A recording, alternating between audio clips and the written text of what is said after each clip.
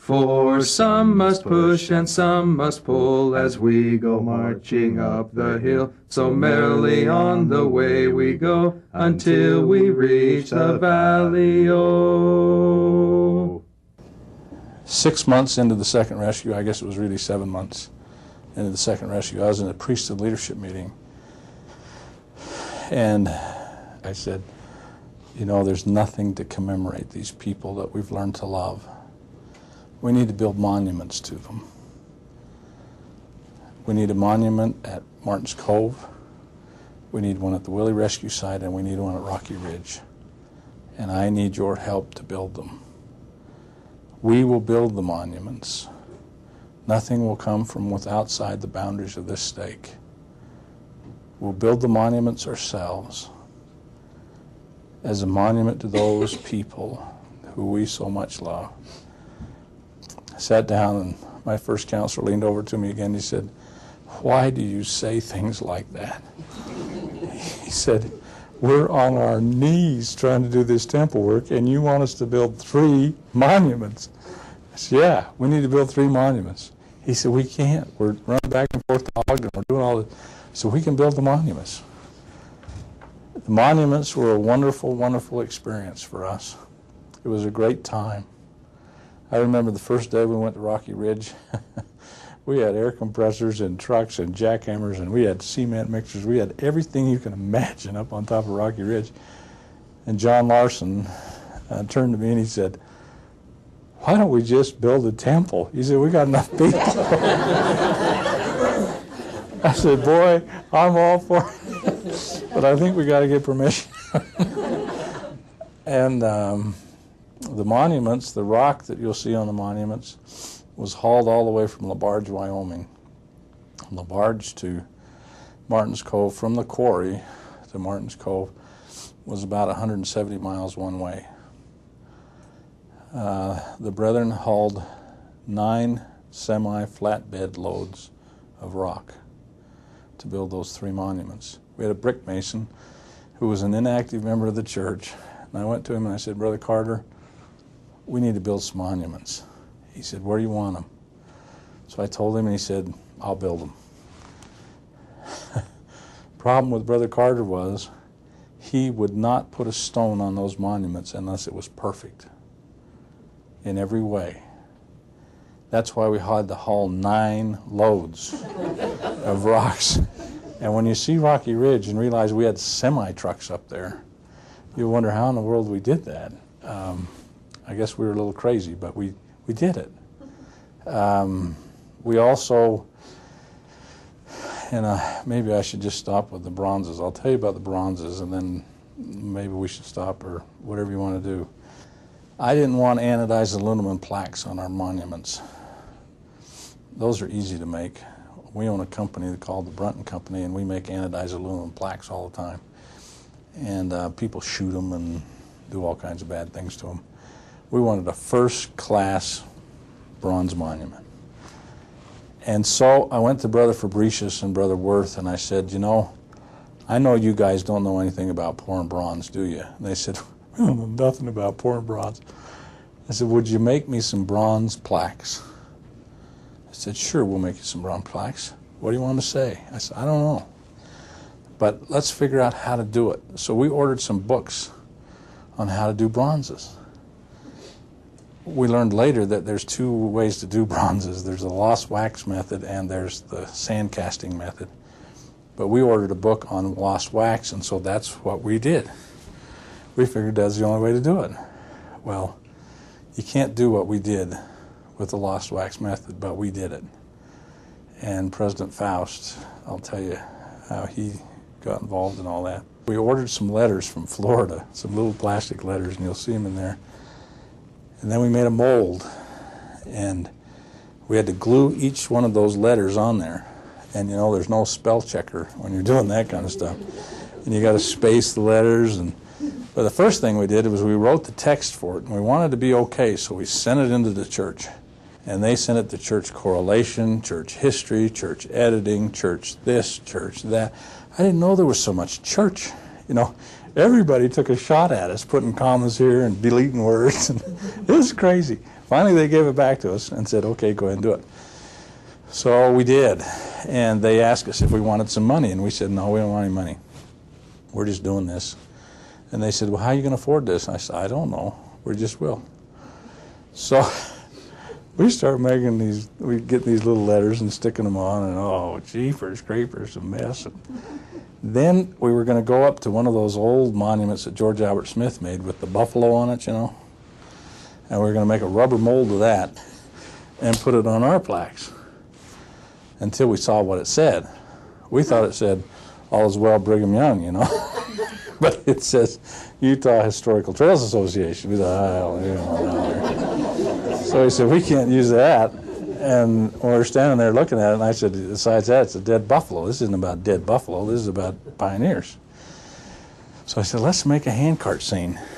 Everybody looked at me like, how are you going to make a handcart scene? I said, I don't know. I said, I was in Gettysburg not long ago, and I bought a little cannon. We could take the wheels off it. Maybe we could somehow make this. So we were in here on the High Council room taking this cannon apart, trying to make these. Oh, geez, what a farce. So I went home that night and was praying about it. How are we going to get this handcart scene? The next Sunday, I was praying about it in the morning, and I thought, I know how I'm going to do it. We've got a guy in our stake that's, he has a master's degree in electrical engineering. He's a computer scientist. Very intelligent guy, very obedient guy. He didn't want to move to Silicon Valley to earn a living, so he moved back to his native home of Du Bois, Wyoming, and started carving antlers to make a living, of all things, you know, belt buckles and artwork and stuff. The guy does unbelievably well carving this stuff. So I thought, I'm going to have President Baker, he's a branch president for us, I said, I'm going to have him carve us a scene. So I drove up to Du Bois that day with my counselors, and I had a block of walnut. And I said, President, could you carve me a handcart scene on this block of walnut? He looked straight at me and he said, no. And this is a guy that would catch bullets in his teeth for you, you know, I mean, he's obedient. I said, President Baker, I can't believe he said no. He said, I can't do it. I said, why not? You carve everything else. His artwork is unbelievable. It sells all over the world. He said, I can't carve it on walnut. He said, can I carve it on antler? I said, I don't care what you carve it on. We just need some artwork. So he carved this handcart scene that you'll see on the bronzes tomorrow, and you'll see it in here, on the bowl of a moose antler. So it's curved. So it looks like the people are really moving. It's really neat. We took that, we stuck it in the clay. Then we had our mold ready with all the words in there. Then we poured this rubber junk in there. Then we'd take the mold all apart, pick all the letters out. Then we had to have the laurels and the priests come along with toothbrushes and tweezers and clean out all the extra rubber out from where it slipped underneath the letters. We got the molds cleaned up. Then we began the process of pouring wax. I asked all the stakes, the sisters in the stake, to donate their skillets and their crock pots. We had about 40 of them that sisters had given us. Some of them were brand new. And we took this ugly old wax and we put it in there and melted it. And we get up to 300 degrees and pour it into these rubber molds. And you'll see some of them in there. And then we would pull the rubber mold off the wax. Well, the problem is little bubbles get trapped in those letters. And if the bubbles, if you don't fix them, then when you make the bronze, you got a bubble in the letter. And it's ugly. So how are we going to get those bubbles out of there? So I called BYU and I said, you got to help me, the art department. I said, we're making these bronzes and we can't get the bubbles out of the letters. He said, you can't do what? I said, we can't get the bubbles out of the letters. He said, wait a minute, tell me what you're doing. So I told him, he said, you are crazy. He said, you can't do it that way. I said, we don't have a choice. We don't have time. We have to do it this way. He said, it will never work. I said, it has to work. He said, it won't work. So I came home, I thought, how are we going to do this? So I got as many people as I could around that mold. Each one of them had one toothpick. And we divided the mold up into sections. And you had about 35 seconds to get the bubbles out of those letters. And so we pour the wax in, everybody be chasing bubbles out of the letters, you know. And when you pulled the rubber off, you could tell who did their job. And we never got it perfected. So I thought, okay, we got it down to where we're only getting 2 or 3 letters in each casting that's got bubbles. How can we fix those bubbles? So I was sitting there one day and I thought, I know how to do it. Dentists, they're always fooling around in your mouth with these little tools. We can touch the letters up with dental tools. So I called our dentist. We've got 3 of them. I said, I need all your dental tools. You got little shovels and screwdrivers and things. They've got unbelievable tools plowing around your mouth with. They gave me all these old tools that they had. They were perfect. We could touch up the littlest flaw in those letters. It was great stuff. So we had the sisters trained to do that. And then after we got the waxes to work, then we had to make the slurry that made the cask around the wax. We took an old milk can and we made a roller, a drum roller thing to roll it so that it would keep fluid all the time, 24 hours a day. Then we started making the slurry on the outside of waxes. You have to build up, I think it's 18 coats of this junk on these things. And then when we got that done, then we had to have an oven to put this in to bake the wax out of. So we were just going to put it in our wives' ovens and bake the wax out. And they said, no, you're not doing that. We said, we have to. And they said, no, you're not doing that in our ovens. And the only thing that saved the ovens was the mold wouldn't fit in there. So then we had to build an oven. So we took a big old piece of culvert, about this big around, cut it off, and we built an oven to put these things in. And we had this chain thing that would lift up. It's crazy what we were doing. But we put it in there, and then we had to figure out how to heat it, because you had to heat it up to 1,800 degrees to burn the wax out. So then we got the propane and everything, figured out how to do that, put oxygen in it, got it so that it would burn all that out of there. So then we were finally ready to go, we thought, but we realized we didn't have a kiln to melt the bronze. So we built the kiln out of a 55-gallon drum, and we lined it with fire brick, and we got it so the fire would swirl around that crucible, and we had to build all the tools to lift that thing out of the fire with, and all of the stuff to move the crucible around it. The bronze is 2,300 degrees when you bring it up out of there. And we didn't have one stitch of protective clothing. We were doing this in a guy's driveway. We were crazy for what we were doing, but we were going to do this. First time we did it, we lifted up that thing, and Ron reached in there, Ron Fabricius, and he grabbed a hold of that ceramic mold. It's just like a piece of china. It's like glass. And all he had was 2 little pieces of asbestos rags and leather gloves. And when he grabbed that thing at 1,900 degrees, the smoke just came off of him. You could see the radiant heat just bouncing off of him. And he just grabbed that thing and he brought it out and he brought it over and he laid it down in this vermiculite stuff we had. And then we poured the bronze. Well, we did that. And every time we did it, the edges of the bronze would break the ceramic shell because it couldn't stand the heat because it was too sharp of an edge. And every time we did it, 80 pounds of molten bronze ran down his driveway and was ruined. And we were getting a little discouraged because it was July 22nd. And we had the monuments done, but we didn't have any bronzes. And President Hinckley was coming on August 15th. He'd called and asked if he could come to dedicate the monuments. So we were 3 weeks away and we didn't have anything to dedicate. We get a phone call. It's President Faust, and Elder Faust at the time. He said, could I come up there? Sure. You guys got to understand, there had never been, until 1997, the president of the church had never been in central Wyoming. Never been here. Quorum of the 12, you could count them on 2 or 3 fingers. They just didn't come here. And because there was nothing to see, there's nothing to do here. And President Faust called and said, could we come up there? And I said, well, sure. So he and Sister Faust and Brother and Sister Wright came. We were struggling so much with these bronzes, and I'd asked these people to do this. I knew how much danger we were in. I knew if one of those guys slipped, somebody was going to get burned beyond recognition. I knew if somebody slipped with the wax, that would happen.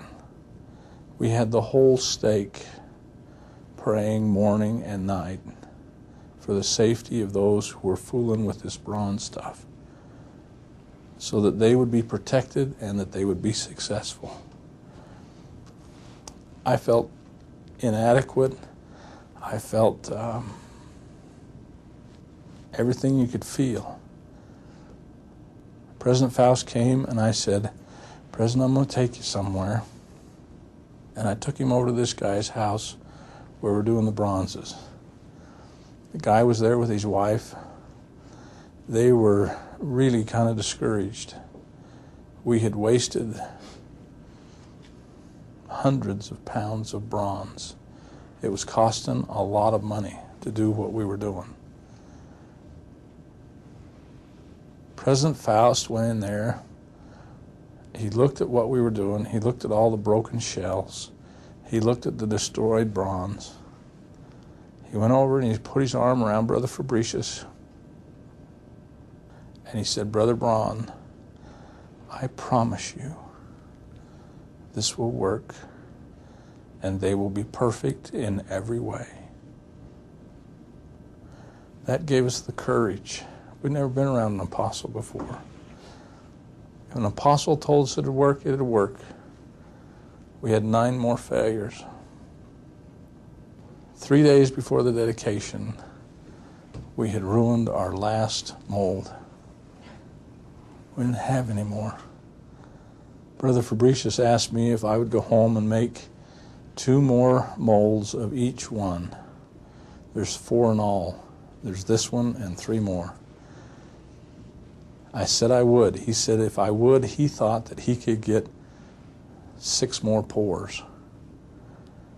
I went home, got my daughters out of bed at midnight and said, we've got to make these waxes. We started making waxes. They finished touching up the first set at about 2:30 a.m. I sent them to bed. I went to bed, and my wife and I said our companion prayers. And in the prayer, I pled with the Lord. I said, Father in heaven, the people of this stake have done anything I've asked them to do.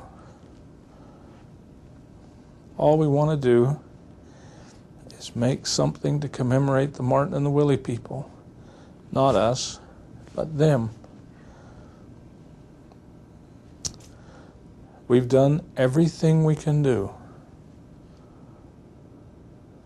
We need some intervention, even if an angel needs to be sent to hold those things together. At the conclusion of the prayer, my wife and I were both in tears. We went to bed. I got up at 5 a.m. because we had to trim the edges off the molds. To do that, I had a Bunsen burner and a mason trowel. I'd heat the trowel and then cut those off. I couldn't get the Bunsen burner to light, so I changed it and put on a brand new tank of gas. Tried to light it again, and it wouldn't light. I was exhausted. I was tired. And I took that can of gas and I threw it across the garage.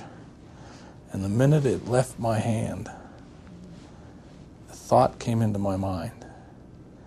You ask for an angel. Where is your faith? I went back in and told my wife we didn't need a backup. We needed 4 waxes. We had them, and that's all we needed. The workers came at 7 o'clock to get the waxes, and they said, where is the second set? I'd already gone to work, and my wife said, You don't need a second set. The worker said, "Who said that?" And she said, "My husband." And they said, "Was it a real tired Scott Lormer or was it the stake president?" And she said, "I've lived with him long enough to know that it was the stake president." Those are the only ones we used. The next day we cast the first one. I was there when it happened. I saw it with my own eyes. I asked Ron before we lifted up the doors of the oven. I said, "Ron, what are you going to do if it's broken?" He said, "I'll throw it on the ground and break it into 1,000,000 pieces." I said, "I agree. We can't afford any more bronze." We lifted the doors to the oven, and those are the most beautiful things. They're crystal white. It's the most white you've ever seen. And then on the inside of them, where the wax used to be, it glows red. It's gorgeous. When we opened that up and he reached in and grabbed it, I saw it, and Brother Stark saw it, and Brother Fabricius saw it. There was a crack across the back of that plaque, clear from one corner to the other. I said, "Ron, it's broken." He acted as though he hadn't heard me. I yelled at him again, "Ron, it's broken." He walked over and laid it down, and he said, "Pour the bronze." I said, "Ron, it's broken." He said, "Pour the bronze." We poured the bronze. It's impossible what happened. The bronze came up, bubbling up through that crack, but it never broke the shell. That bronze is perfect in every way, except for on the back side of it, there is a crack cast in bronze across the complete backside of that bronze. Couldn't have happened, but it did. Then we had another problem. We had all the bronzes for the monuments. We then had some real ugly looking stuff. I don't know if you've ever seen raw bronze, but it's ugly. It's a real weird color. We thought that it would just come out of there looking like the ones that you see, with a black background and the letters shiny. It was ugly. We didn't want to put it on the monuments. So we said, how do you get that black like that? And nobody knew anything about patina. We do now, but we didn't then. So Brother Stark says, "I got to figure it out." He says, "Don't worry about it. I'll make them black." So what are you going to do? He got this big cutting torch out, got a big flame on it, and he heated up the backside of that bronze, warped it. But he had a 2-ton press to make it go flat again, so it was all right, but he warped it. Then he went over and he got the crankcase oil out of a truck, and he came back and poured that dirty oil all over our beautiful bronze. And what had happened was, when he heated it, the pores of that metal opened up just enough to let that dirty, junky oil inside. Then when it cooled, it trapped it. And those plaques are black as black to this day. Then we just took a grinder and ground off the front of the letters so that you could read them. Those plaques were put on that night and the next night. Bishop Gary Anderson and others finished the last one at Rocky Ridge at 8 a.m. on August 15th, and they were dedicated at noon on August 15th.